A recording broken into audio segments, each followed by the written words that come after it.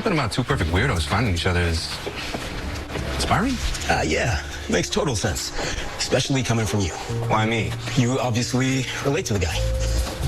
How so? Because you are wearing a chastity belt of your own.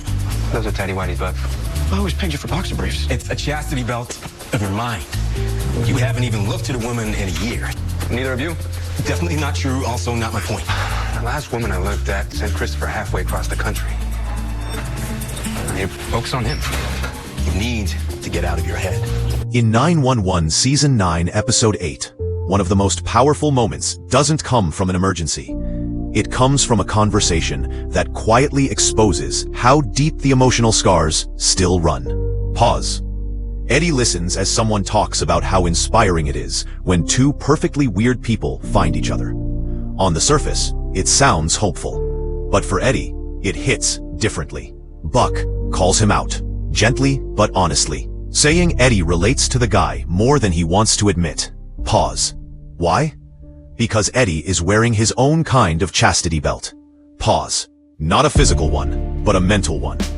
Buck points out what Eddie doesn't want to face. He hasn't truly looked at a woman in over a year. Eddie pushes back, but the truth lands anyway. The last time he opened himself up emotionally, it ended with Christopher being sent halfway across the country. That loss changed everything. Eddie isn't afraid of relationships. He's afraid of the consequences. Afraid that wanting something for himself could cost him the one person who matters most. So instead of risking it, he shuts down. He stays focused on Christopher. He stays in his head, and he convinces himself that this emotional lockdown is responsibility, not fear. But Buck sees through it. This scene perfectly captures Eddie's struggle, the battle between healing and self-punishment, between protecting his son and allowing himself to live again.